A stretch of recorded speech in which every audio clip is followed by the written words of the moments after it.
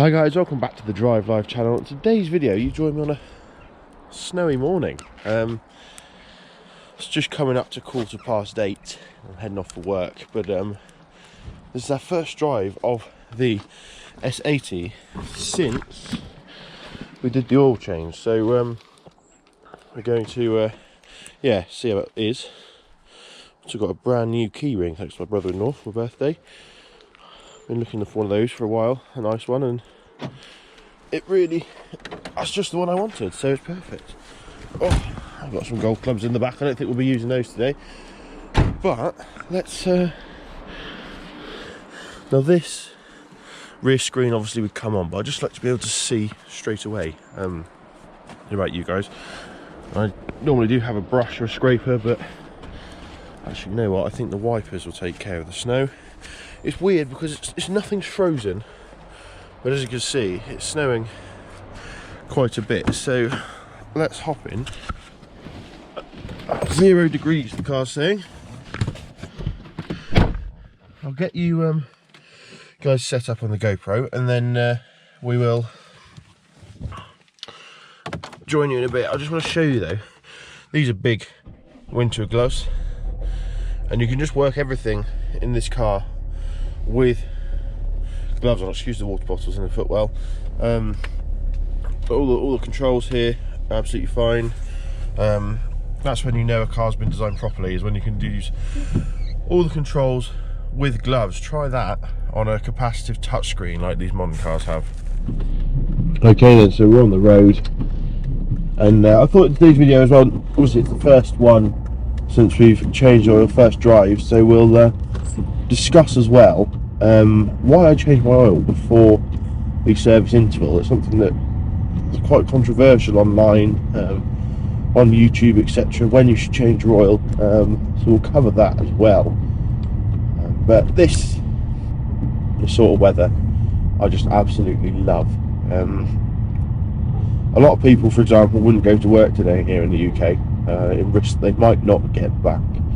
I covered it in a previous video that you just need some decent tyres, a half decent car, and a half decent driver, and life goes on as normal in the snow.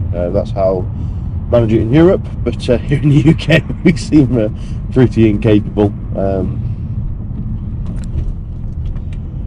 But yeah, no, isn't it just, this sort of weather's just magical, and it's exactly what the S80 was designed for in Sweden. So how does it feel since the oil change? Now, I told a little bit of a lie. I did take the car out last night just to make sure everything was okay, and already it feels much smoother. So it's been 11,000 miles since the last oil change, and although the Volvo service schedule says 18,000 miles, I do like to change it beforehand. Just put the wiper stuck the wrong way. There we go.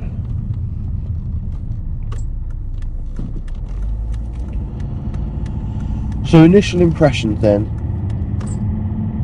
the car is much quieter from the outside than it was.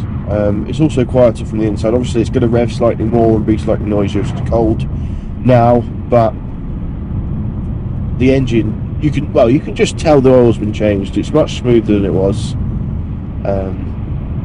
much more confident.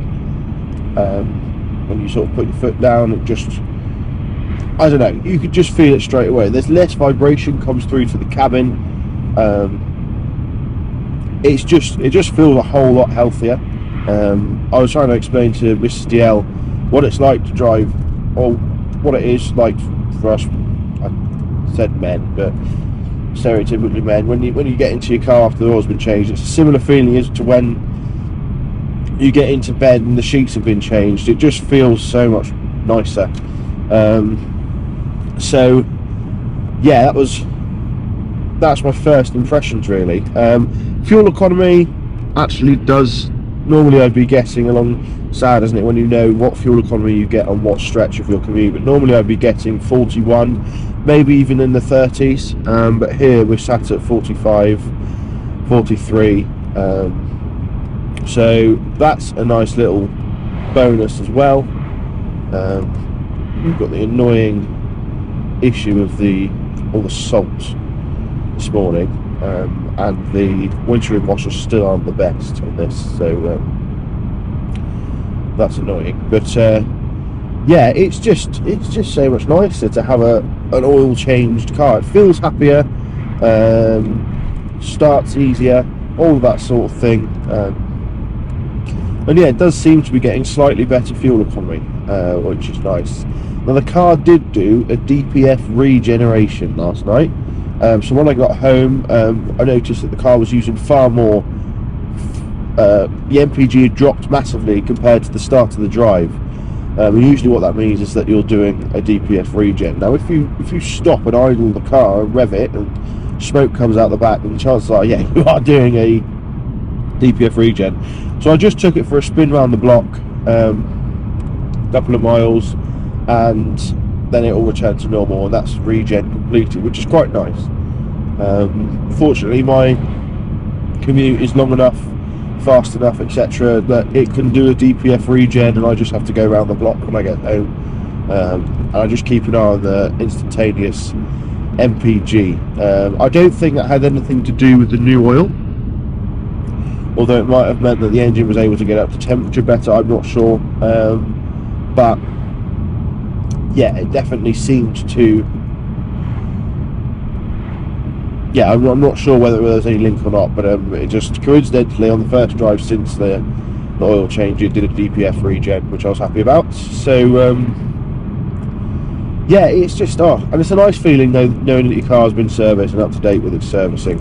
I think a lot of people put it off, much to the detriment of the health of their engine, and also their bank account. Because ultimately, if you're planning to own a car for a long time, I mean, a lot of people nowadays on their 3-year PCPs or 4-year PCPs, they don't really care about how healthy the engine is, because chances are, as long as it lasts the time they've got it, then it will be absolutely fine. But people like us, sure, if you're watching this channel, you want to keep your Volvo going, keep it going a long time, or just any of your vehicles, whether it's a smart car, a Jeep or a Sprinter, you want to keep it going. So regular oil changes really are important, and they are relatively easy to do yourself. I hope my last video servicing both the Jeep and the Volvo showed that pretty clearly. Like I said, I don't have any sort of mechanical qualifications, never had any formal mechanical training.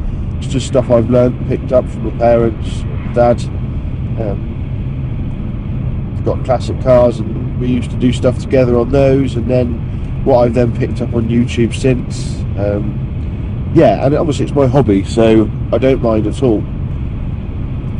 Right, that brings me on nicely then to oil change intervals. Now, like I said, it's a widely debated topic, how often you should change it. Essentially, the sooner the better. We've got these long life oils now that are designed to last 15, 20, 25,000 miles. Problem is, engines aren't. They need to be cleaned. Imagine your oil, every time you change the oil, you're putting essentially like a cleaning agent into your vehicle. Old oil, soot, old oil picks up soot, especially on diesels, all the dirt and carbon from in your engine, circulates it round and round and round and round. So when you change that, you take a big chunk of that dirt out, and if you don't change that, or it takes a long time in between intervals, that carbon and dirt can build up around different parts of the engine. For example, if there's a chap who on the UK Volvo forums, his Volvo V70's got 550,000 miles, and he decided to take the engine apart, compare it to one with 120,000 miles. Now, he had changed his oil every 5,000 miles because he just really cared for the car and wanted to keep it going. Now, the 120,000 mile car didn't. That had just been changed at 18,000. When he compared, his 550,000 mile engine was there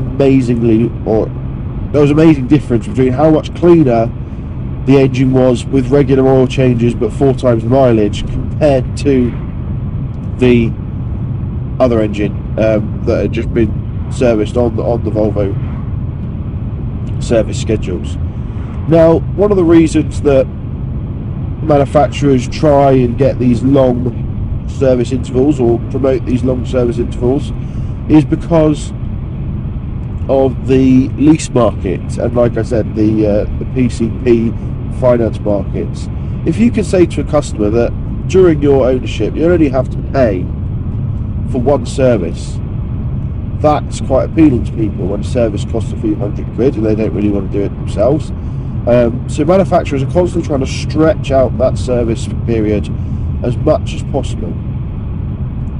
Now, this D5 block, for example, was designed in the 90s, so the technology obviously on the ancillaries of the engine is all new, but or gets updated, but the actual crux of the engine is still sort of a 30-year-old design nowadays, and they're just not designed to be, although they're very durable, they're designed to be serviced more shorter intervals.